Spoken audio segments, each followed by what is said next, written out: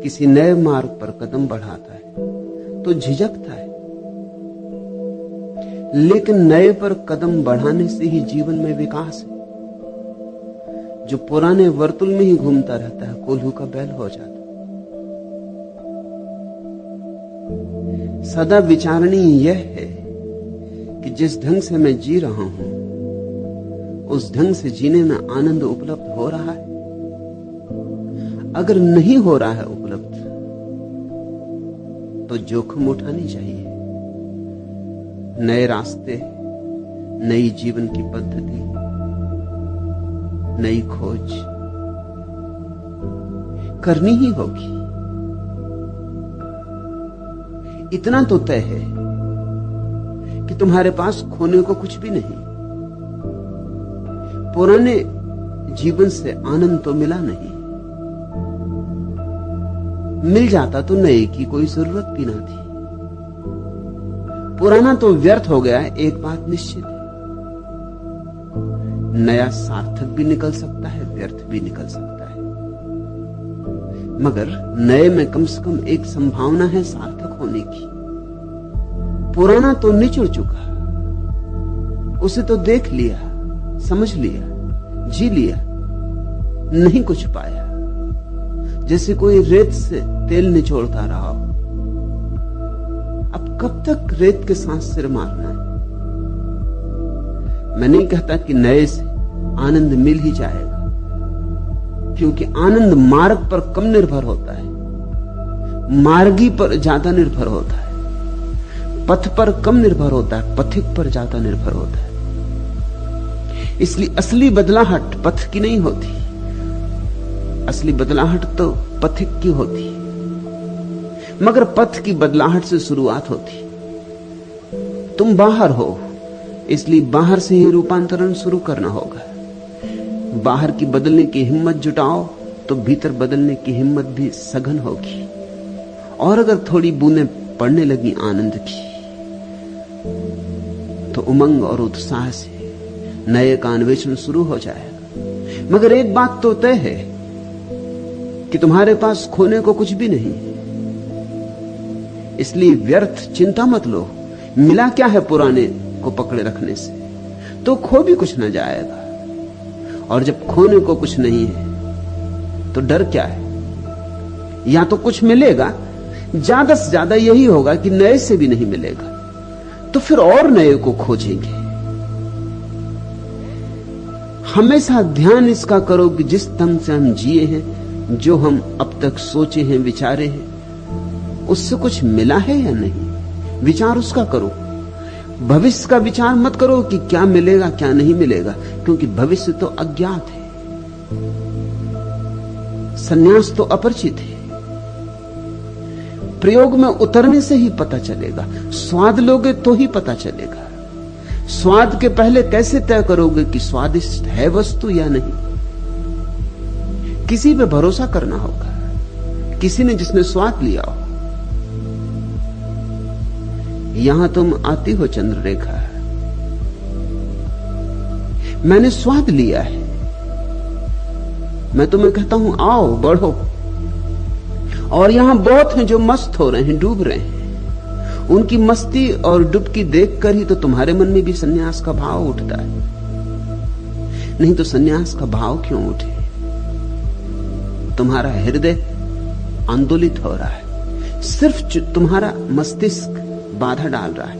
मस्तिष्क सदा ही रूढ़िवादी होता है, हृदय सदा नए के साथ जाने को आतुर होता है, और मस्तिष्क सदा पुराने के साथ बंधा रहने के लिए तैयार। मस्तिष्क के पास अतीत के अतिरिक्त कुछ भी नहीं। मस्तिष्क के पास जो भी है स्मृति की संपदा है, वह सब अतीत है। मस्तिष्क का भविष्य होता ही नहीं। कोई भी चीज मस्तिष्क का हिस्सा बनती है जब अतीत हो जाती। जब तुम्हारा अनुभव हो जाता तब मस्तिष्क का हिस्सा बनता है। मस्तिष्क जीता है अतीत में, मुर्दा में, इसलिए मस्तिष्क डरता है भविष्य में जाने में। हृदय सदा तैयार है छलांग लेने को। तुम्हारा हृदय तो उत्साह से भरा है, तुम्हारा हृदय तो उठा लेना चाहता है कदम। मस्तिष्क चालाकियां बरत रहा है। मस्तिष्क कहता है ठहरो, सोचो, पहले निर्णय करो, कहीं ऐसा ना हो कि जाओ भी नए पथ पर और कुछ ना मिले, कहीं ऐसा ना हो कि बीच से लौट आना पड़े, कहीं ऐसा ना हो कि जीवन की पद्धति बदलो, इतना श्रम उठाओ और श्रम के अनुकूल पुरस्कार ना हो। तो थोड़ा सोचो, गणित बिठाओ, हिसाब लगाओ। लेकिन मस्तिष्क की सुनी अगर तो कभी कदम उठ ना सकेगा। थोड़ा सोचो, छोटा बच्चा मां के पेट में है, अभी जन्म होने के करीब है। अगर मस्तिष्क हो, अगर बुद्धि पैदा हो गई हो, तो बुद्धि कहेगी कहां जाते हो? जीवन की ये प्रक्रिया, ये ढंग, ये गर्भ में रहना कितना सुखद है। कोई झंझट नहीं, कोई चिंता नहीं, कोई दायित्व नहीं। 24 घंटे सोए रहो। कहां जाते हो? पता नहीं बाहर क्या होगा, कौन सी मुसीबतें आए, कौन सी चुनौतियां आए। अगर बच्चे के पास थोड़ा गणित हो, तर्क हो, तो कोई बच्चा मां के गर्भ से पैदा ही ना हो। लेकिन गणित नहीं होता, गणित बाद में आता है, सौभाग्य की बात, तर्क बाद में आता है। बच्चे के पास तो सिर्फ हृदय होता है, नए के लिए आतुर, उत्सुक। अगर हम बुद्धि की बात मान के चलें तो पृथ्वी जरा जीर्ण से भर जाती। इस देश में ऐसा ही हुआ है। लोगों ने अतिशय बौद्धिकता के साथ अपने गठबंधन बना लिए, इसलिए यह देश जरा जीर्ण हो गया है। इस देश में यौवन नहीं रहा, यह खंडहरों में जी रहा है। यह अब भी अतीत के ही गुणगान करता है। इसके पास कोई उमंग नहीं है नए के लिए। यह गिर गए पीले पत्तों की प्रशंसा करता है। नई जो कौपलें खिलती हैं उनकी तरफ पीठ फेर लेता है। यह पूजता है पत्थरों को, जड़ को, अतीत की लकीरों को। यह लकीर का फकीर हो गया है। और ऐसा ही सारे लोगों का चित्त हो गया है। हिम्मत जुटानी पड़ेगी। और मैं तुमसे इतना कहता हूं कि नए के साथ हारने में भी जीत है, पुराने के साथ जीतने में भी जीत नहीं। पुराने के साथ सुख भी मिले तो ज्यादा से ज्यादा उसका अर्थ सुविधा होती है। नए के साथ दुख भी मिले तो भी विकास होता है। नए के साथ पाया गया दुख ही तपश्चर्या है। उसे ही मैं तपश्चर्या कहता हूं। धूल लगा के शरीर पर पोत कर बैठ गए, या कांटों की सैया बना के लेट गए, या उपवास किया, इस सबको मैं तपश्चर्या नहीं कहता। इस सबको तो मैं रुग्ण चित्त की मूढ़ता कहता हूं। तपश्चर्या तो एक है, नए के साथ जाने का साहस, अज्ञात में उतरने की हिम्मत। जैसे छोटा बच्चा मां के गर्भ को छोड़ता है। अभी 2 दिन पहले पास के ही एक वृक्ष पर एक चिड़िया अपने बच्चों को बड़ा कर रही थी।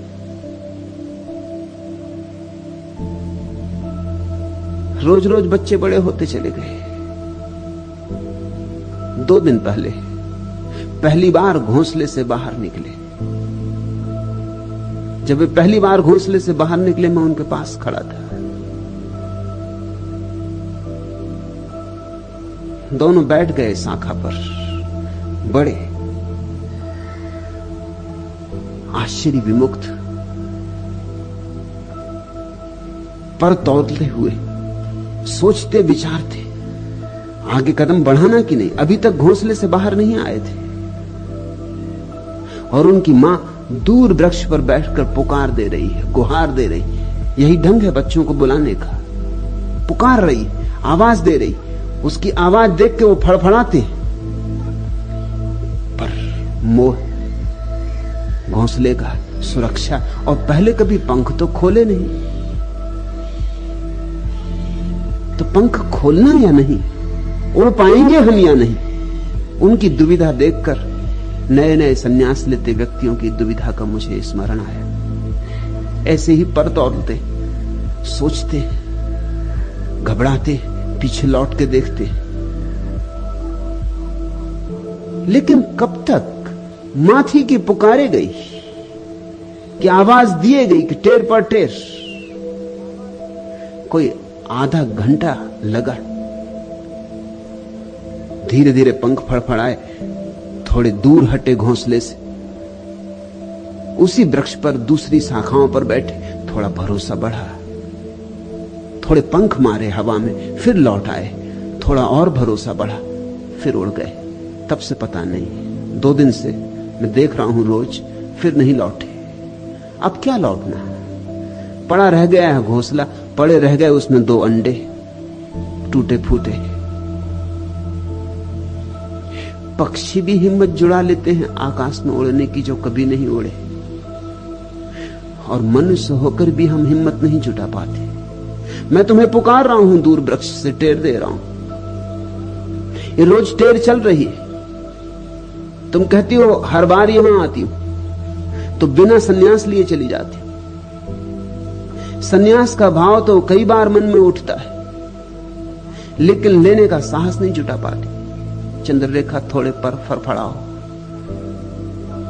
थोड़े नए की पुलक से भरो, थोड़ी हिम्मत जुटाओ, पंख तुम्हारे पास है। मैं तुम्हें आकाश से बुलाता हूं, मैं तुम्हें दूर का निमंत्रण दे रहा हूं। ऐसा नहीं कि तुम्हारे पास पंख नहीं, उतने ही पंख हैं जितने मेरे पास, सिर्फ भरोसा नहीं। और भरोसा आए कैसे? उड़ो तो आए। इतना कह सकता हूं कि नए के साथ मिला दुख भी बहुत प्रीतिकर है, और नए में थोड़ा दुख तो मिलेगा। क्या तुम सोचते हो वो जो बच्चे पक्षियों के उड़े,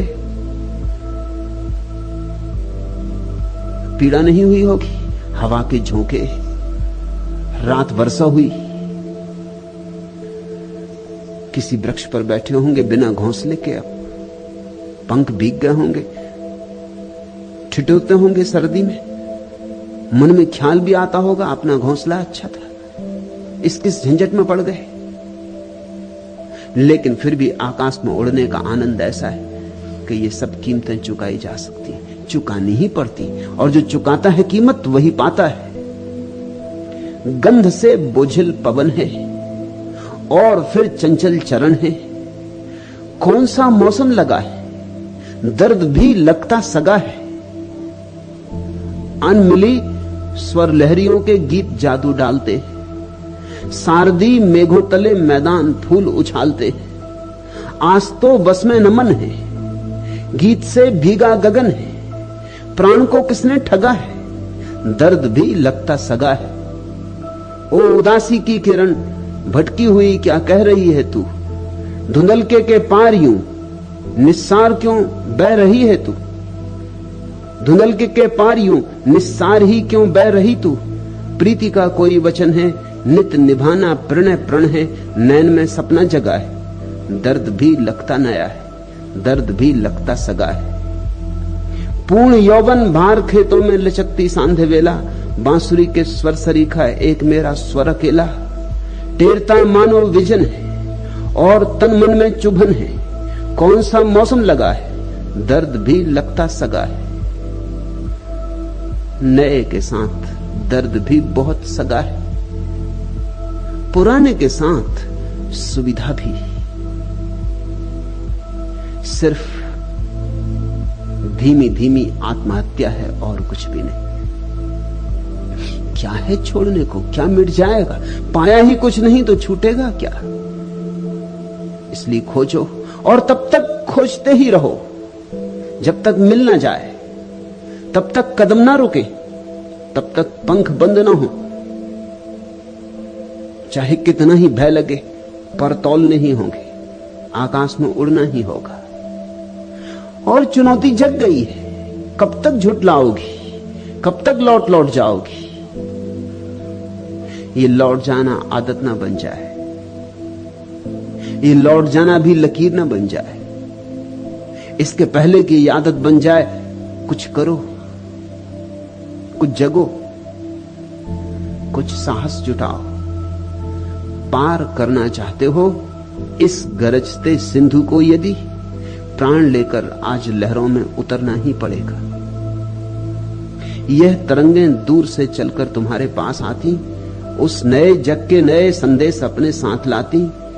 कूल पर बैठे मनन करते रहोगे और कब तक? हो मुखर उस पार वीणाएं मधुर तुमको बुलाती। चाहते यदि तुम नया जीवन, नया यौवन, नया मन, आज बाहों में उमड़ता सिंधु भरना ही पड़ेगा। तुम नया विश्वास लेकर पग बढ़ाओ आज अपना, तुम नया इतिहास लेकर द्रग उठाओ आज अपना। छूट जाने दो बहुत पीछे पुराने इस गगन को, तुम नया आकाश लेकर जग सजाओ आज अपना। प्राण में यदि हो रहे मुखरित नए निर्माण के स्वर, आज कण कण का नया श्रृंगार करना ही पड़ेगा। यह प्रलय की पीर ही नव सृष्टि का मधुगान होगी, यह तिमिरता ही निशा की सूर्य का वरदान होगी। इस पुरातन जर्जरित युग मूर्ति को अब टूटने दो, जिस शिला पर हाथ रख दोगे वही भगवान होगी। तुम हिमालय के स्वजन हो, सिंधु की गहराई ही क्या, आज पंखों में असीमित व्योम भरना ही पड़ेगा। पार करना चाहते हो इस गरजते सिंधु को, यदि प्राण लेकर आज लहरों में उतरना ही पड़ेगा। उतरो। डूबने का भय लगता है तो भी उतरो। सभी नए तैरना सीखने वालों को डूबने का भय लगता है। जो डूबने के भय से रुक ही गया किनारे पर, वह तो जान ही ना पाएगा आनंद तैरने और तिरने का। और दूर है किनारा दूसरा, और वही है मंजिल।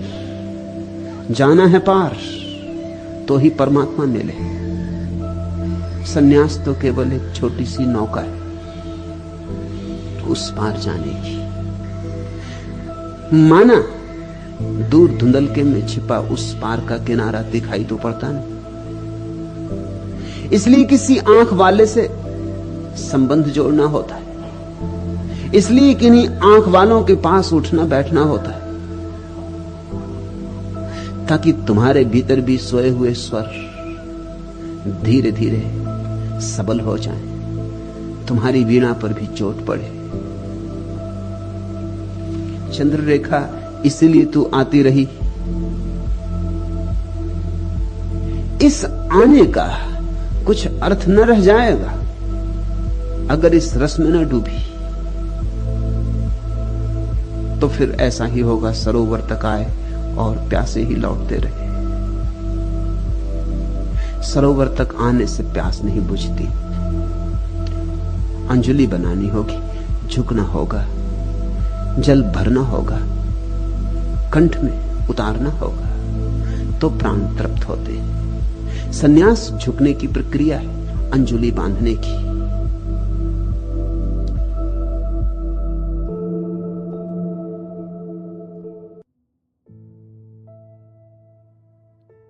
भगवान की याद से जगत की याद काट दो।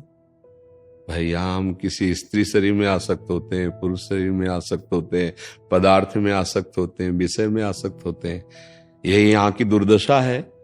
यहाँ की जो दशा है दुर्दशा में परिणित हो गई है कि हम किसी वस्तु, व्यक्ति, स्थान बड़ी जल्दी आसक्ति हो जाती है। देखो भरत जी महाराज भगवान की प्राप्ति के लिए अपनी राज पत्नी, पुत्र सबको त्याग दिया और हिरण के बच्चे में फंस गए।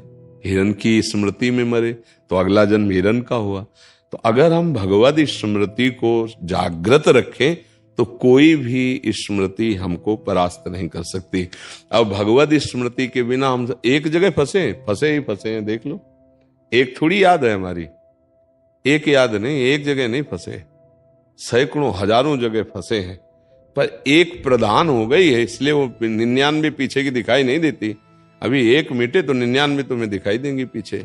समस्त आसक्तियों का नाश भगवत स्मृति से होता है। यस्य स्मरण मात्रेण जन्म संसार बंधनात् विमुच्यते नमस्तस्मै विष्णवे प्रभु विष्णवे। यदि भगवान का स्मरण करो भाई तो बच सकते हो, नहीं तो आसक्ति तो सर्वनाश कर देती है। कोई भी आसक्ति हो। सर्वनाश का मतलब मानव जीवन मिला है भगवत प्राप्ति के लिए और वो ना हुआ तो सर्वनाश ही हो गया। हम कहीं न कहीं इन आसक्तियों में तो फंसे ही हैं। काम, क्रोध, लोभ, मोह, मद, मत्सर, ये सब आसक्ति हैं। इन आसक्तियों को मिटाना बड़ा इसका नाम ही आसक्ति, और जा नहीं सकती, बहुत मजबूत है आसक्ति। कहीं से भी किसी में भी आसक्ति हो जाएगी। अरे एक तम्बाकू में आसक्त हो जाए तो छोड़ना कठिन हो जाता है। नहीं, हमने तो किसान को देखा है कि अपना खेत छोड़कर वो आधा किलोमीटर जाता है, वहां दूसरा हल जोत रहा होता है, तो अरे भैया थोड़ी तम्बाकू देना, वहां से तम्बाकू फिर लेके आधा किलोमीटर और लौट के आता। एक तम्बाकू की आसक्त, बीड़ी की आसक्त, फिर बड़ी बड़ी आसक्तियां तो कितनी भरी हुई हैं। इसलिए भैया हम टोटल कहते हैं सब आसक्तियों को मिटाने के लिए एकमात्र भगवान की स्मृति। इसलिए कहते हैं नाम जप करो, नाम जप से सब ठीक हो जाएगा। नाम जप नहीं करोगे तो डिप्रेशन में पहुंच जाओगे। आसक्ति इतनी प्रबल होती है क्योंकि वो सीधे हृदय को मसलती है। आसक्ति कहाँ होती है? हृदय में। अब हम उसके बिना जी नहीं सकते। अच्छा, जिससे आसक्ति की वो नाशवान है, चाहे शरीर हो, चाहे पदार्थ हो, चाहे पद हो, चाहे वस्तु, कुछ भी हो, यहां जगत का सब नाशवान। अच्छा, खास बात, हम आपसे आसक्ति कर रहे हो, आप तीसरे से आसक्ति कर रहे हैं, अब और बुरी दशा। नहीं, हम आपके बिना नहीं जी सकते और वो हमसे कोई मतलब नहीं, वो दूसरे के बिना नहीं जी सकते। ये है माया का चक्कर कि हम जिसे देखकर जीना चाहते हैं वो हमारी तरफ देखना ही नहीं चाहता। अब क्या करें? इसलिए थोड़ा उठो, तुम भगवान के अंश हो। ऐसी स्मृतियों में मत फंसो जो तुमको इतना नष्ट कर दे कि तुम अपने जीवन को ही हार जाओ। इसलिए नाम जप करो, सत्संग सुनो, और आसक्ति का मोड़ किया जा सकता है। आसक्ति का मोड़ किया जा सकता है। जैसे नदी है, आप उसे रोक नहीं सकते। अब उसके लिए पहले नहर निकालो दोनों साइड से, फिर आगे चल के बांध लगा दो, रुक जाएगी, क्योंकि उसका पानी निकलने। अब आसक्ति को सीधे रोका नहीं जा सकता, उसको मोड़ दो भगवान की तरफ। नाम जपना, भगवान नाम कीर्तन करना, भगवान की चर्चा सुनना, भगवान की सेवा करना, भगवत भक्तों से मिलना, तो हमारी आसक्ति मुड़ जाएगी। एक धनुर्दास जी नाम के महापुरुष हुए हैं, वो अपनी पत्नी में बहुत आसक्त थे। बहुत सुंदर पत्नी थी और इतना आसक्त थे कि अब जैसे बाजार जाना है सामान लाने, सब्जी और याद, वो नहीं जाते थे। हाँ, अब पत्नी जाएगी तो वो छाता लेके चलते थे कि धूप न लग जाए, और बैक चलते थे। पत्नी ऐसे चल रही तो छाता लिए ऐसे, मतलब आसक्ति है। ये बात जब आचार्य चरण के शिष्यों ने देखी तो जाकर बताया कि प्रभु एक ऐसा स्त्री में का प्रेमी देखा पूरी से, तो उनका तो बहुत बड़ी साधना उसकी हो गई, क्योंकि आसक्ति सब जगह से समिट चुकी है, उसका मोड़ करना है। हम तो दर्शन करेंगे। उन्होंने कहा भाई तुम इतना आसक्त क्यों हो? तो उनका ऐसा सुंदर हमारी पत्नी है प्रभु, हम जी नहीं सकते इसके। बोले अगर इससे सुंदर दिखा दें रूप, तो बोले हो ही नहीं सकता। ये स्पर्श किया तो ठाकुर रंगनाथ जी सामने, छाता छूट गया, पतली छूट गई। बड़े महापुरुष हुए धनुर्दास नाम के वहां पर। हाँ, कहीं ना कहीं जीव की आसक्ति हो जाती है, स्वाभाविक है। इस आसक्ति को मिटाने के लिए तो हमें मानव देह मिला है, और वो आसक्ति भगवान से जुड़ने पर ही मिटेगी, अन्यथा नहीं। बहुत पावरफुल माया है, बहुत पावरफुल, और बहुत दुर्दशा होती है। देखो, सबके हृदय में एक प्यार है, ये अनुभव की बात सब देख लो। ऐसा लगता है कि हम किसी से प्यार करें, कोई हमसे प्यार करे, सबको लगता है, क्योंकि प्रेम भगवान का स्वरूप है, जीव भगवान का अंश है, तो उसमें प्रेम है, वो प्यार करना चाहता है। पशु, पक्षी, वस्तु, स्थान, पद, कहीं ना कहीं वो प्यार हमारा फैल गया गलत जगह, और वो लौटकर हम जैसा प्यार करते हैं वैसा नहीं मिलता कहीं से भी। आप देख लो तो वो असंतुष्ट हो जाता है, क्योंकि वो लौटकर प्यार अगर वैसा दे सकता है कोई, तो सिर्फ भगवान दे सकते हैं, क्योंकि हम चैतन्य भगवान के अंश हैं, और हमको चैतन्य भगवान से ही प्यार मिल पाएगा। प्रकृति हमें प्यार नहीं कर पाएगी, हम प्यार किसी से करते हैं तो प्रकृत से करते हैं, शरीरों से, इससे। अच्छा, उसका भी मन है, हम चाहते हैं कि जो हमें प्यार करे सिर्फ हमें करे। देखो, मांग है ना, और सदैव हमारे पास रहे, और बिना कहे हमारे मन की बात जान जाए, पूर्ण करे, केवल मेरे मनोनुकूल चले, ये तो कोई कर नहीं सकता सृष्टि में, नहीं कर। उसका मन है, उसका भी स्वभाव है, ये बात भगवान कर सकते हैं, क्योंकि वो सर्व सामर्थ्यशाली। भगवान क्या करते हैं, आपके मन के अनुकूल नहीं, आपके मन को चुरा लेते हैं, नहीं ले लेते। अब मन ही नहीं रहा, तब जोई जोई प्यारो करे, सोई मोहि भावे, अपने आप पालन। तो हमें लगता है बच्चा भगवान का नाम लो, उनके आश्रित हो, वही नहीं तो फिर यहाँ की आसक्ति तो नष्ट कर देती है। जब ज्यादा आसक्ति बढ़ जाती है तो फिर वो हिंसा में उतर जाती है, वो इतना कमजोर हो जाता है कि वासना हावी हो जाती है और उसका नाश कर देती है। क्यों? आप देखो ना, संसार में देखो ना। तो इसलिए मुझे लगता है कि मैटर तो बहुत सीरियस है आसक्ति का। भगवान कपिल देव जी ने कहा, संसार में जो आसक्ति की जाती है वो दुर्गति का कारण होती है। वही आसक्ति यदि संत महात्मा गुरुदेव भगवान पर कर ली जाए तो मोक्ष का खुला हुआ द्वार है। पर बड़ा कठिन है, संतों से कौन आसक्ति करे, भगवान से क्यों आसक्ति करे? और जबकि वास्तविक आसक्ति भगवान से ही होती है। देखो, जैसे हम किसी भी शरीर को प्यार करते हैं, अगर उसके शरीर के अंदर से भगवान चले जाएं तो भला कितने मिनट हम प्यार कर पाएंगे? फिर हम उस शरीर को जला देते हैं ना। तो अनजाने में भी प्यार हम भगवान से ही करते हैं। अब हम जानकर भगवान से प्यार करें तो अन्य शरीरों की आसक्तियां मिट जाए, बहुत कठिन है, बहुत कठिन है। जो हमारी आसक्ति फैल गई उसे समेटना बहुत कठिन है। अब इसीलिए नाम जप करो, सत्संग सुनो, धीरे धीरे जैसे रस्सी आती जाती है तो सिल पर भी निशान बन जाता है, ऐसे नाम जपते हुए, भजन करते हुए हमारे जो आसक्ति हृदय में संसार की बन गई, वो अगर भगवान की आसक्ति आ जाए तो सब काम बन जाए। देखो, तुलसीदास जी के पावन चरित्र में देखो ना, पत्नी से वो भी आसक्त थे, कभी मायके नहीं जाने देते थे। मतलब काम भाव होना एक अलग बात होती है, आसक्ति होना एक अलग भाव, प्रियता होना अलग बात। और वो किसी के यहाँ गए थे, इतने में भाई आया और वो अपने भाई, तो पूरा चरित्र वर्णन है उनके बावरेपन का कि ऐसी प्रीति का। तब उन्होंने कहा, पत्नी ने, कि जितना तुम इस चाम से प्रेम करते हो, अगर उतना राम से करते, बस कदम वापस कर लिए और आज जीवन। इतने बड़े महापुरुष हुए, पूछो मत। जैसे बिल्व मंगल जी की आसक्ति चिंतामणि वैश्या से थी, जब कठोर वचन बोले चल पड़े भगवान। इतने बड़े महापुरुष हुए, पर जब उन्होंने ग्रंथ रचना की ना, तो उन्होंने सबसे पहले चिंतामणि को प्रणाम किया है कि तू मेरी गुरु, अगर तूने कटु वचन बोलकर भगवान की तरफ न बढ़ाया होता तो आज मैं इस स्थिति में ना हो। तो संसार की आसक्ति से बचने के लिए या संसार की आसक्ति का ठोकर खाया हुआ एक स्थान है भगवान। अगर भगवान में आसक्ति कर लो तो बच सकते हो, नहीं हो तो जलाती रहेगी आसक्ति। बहुत ही कष्टप्रद आसक्ति होती है। और ये माया का खेल है कि हम आपसे प्यार करेंगे तो आप हमसे वैसा प्यार नहीं करेंगे, आप इधर देखेंगे, और ये बात जब हम देखेंगे तो हमारे हृदय में आग लगेगी, जलेगा। यही दुर्दशा माया करती है। वही लिखा करे, उसने मेरे को धोखा दिया। तो हम भाई वो तो बता रहे हैं आपको, चाहे लिखो चाहे न लिखो माया का जो खेल है ना, तो वही है भाई। इसलिए जहां से धोखा नहीं मिलेगा वो एक स्थान है भगवान। महर्षि, आप कह रहे हैं कि प्रभु में आसक्ति हो जाए तो उसका प्रारंभ का नाम जप और सत्संग।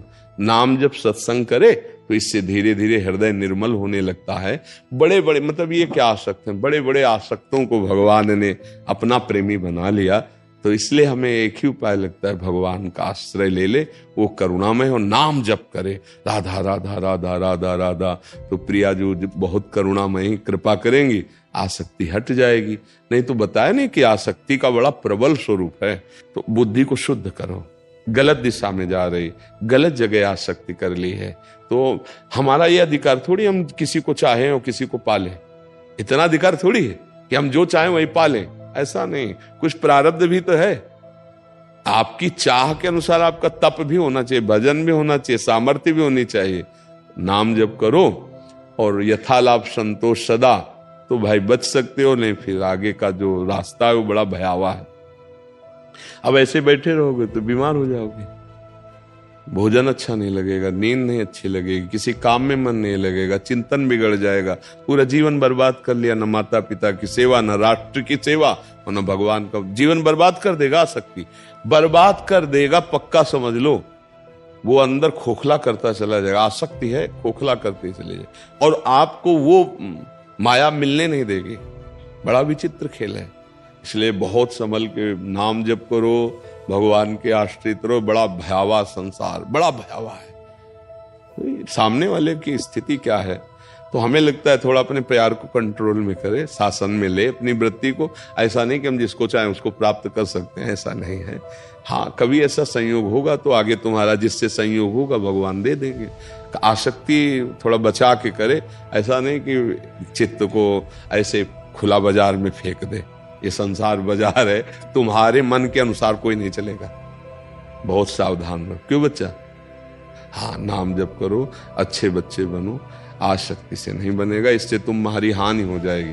जैसे अभी तुम्हारा चेहरा है ना, ये बहुत उदास चेहरा है, ऐसा लगता है कि अगर तुम ऐसे ही रहे तो डिप्रेशन आ जाएगा। ऐसा लगता है क्या आपको? हाँ, इसलिए ऐसे नहीं, अच्छे बच्चे बनो, कोई बात नहीं है, तुमसे गलती हो गई, उसको स्वतंत्र जीने दो अपना, जहां जिसका भाव। कोई अधिकार थोड़ी हमारा किसी पे, ए भाई, किसी पे अधिकार थोड़ी। तो आप दूसरा रास्ता चयन करो, भगवान का आश्रय लो, उनको जहां ऐसा कुछ ब्याह आदि संयोग कराना हो करा देंगे, और जियो, धैर्य से जीना सीखो। तुम तो मरने का रास्ता तय कर रहे हो, नहीं कर रहे हो। अब ऐसा चिंतन फंसा दोगे तो क्या होगा? हमको तो डर लग रहा है सोच के कि अगर ऐसी आसक्ति, जैसे आपकी स्थिति है ना, अब ऐसी आसक्ति आपको खोखला कर देगी, आपके जीवन की हानि कर देगी। ऐसे नहीं बैठा जाता। अरे छल कपट संसार में हो रहा है, तुम क्या सोचते हो सब प्यार करते हैं? पाए जान जगत में सब जन कपटी कुटिल कलयुगी टंचु, आचार्य चरण कहते हैं। कोई बिरला ऐसा होता है कि तुम्हारे प्यार को समझ पाएगा बच्चा, कोई बिरला। क्योंकि प्रेम एक अलौकिक, उसमें रूप नहीं देखा जाता, प्रेम में गुण नहीं देखे जाते, प्रेम में धन नहीं देखा जाता, प्रेम में स्थिति। और यहां का प्रेम क्या देखता है? चमड़ा देख के होता है। अब उसमें कह दे कि तो ऐसे मत बैठो आगे। इसीलिए हम मना करते हैं छोटे छोटे जो नए अवस्था के बच्चे कि यार 20-22 तक तो ब्रह्मचर्य से रहो, तो तुम्हारा जीवन थोड़ा विवेक विकसित हो जाएगा, तो आप अपने को बचा सकते हो। नहीं फिर ऐसे जैसे ज्यादा उत्साहित हो जाते हैं ना बच्चे, तो वो हाथ में टेटू लिखा लेते हैं, नहीं हो, और फिर कहते नाम नहीं वैसे, और फिर कहते हैं हम कि तुम्हारे प्यार में, तो बोले हम ऐसे शरीर को नष्ट कर लें, तो दुर्गति हो गई, जीवन नष्ट कर दिया, कुछ लाभ मिला क्या? उसका क्या है? थोड़ा सोचो, अपने जीवन को थोड़ा विकास पे लाओ, विनाश पे क्यों ले जा रहे हो? आज का जो समाज है वो समझ नहीं पा रहा विकास किस में होगा, उन्नति किस में होगी। बच्चा, तुम भगवान की कृपा से यहां आ गए हो, तो आज से सुधार करो। छल कपट को प्यार मत मानो, ये संसार छल कपटी। अगर तुमसे दोस्ती की होती सच्चाई से, तो भला ऐसा कैसे होता? तो सच्चा दोस्त तो मिलना तो बहुत कठिन है, वो भगवान मिलाते हैं। तो भगवान का भरोसा करो, उसका भाव छोड़ दो, और नाम जप करो, राधा राधा राधा राधा। ठीक है, नाम जप जी।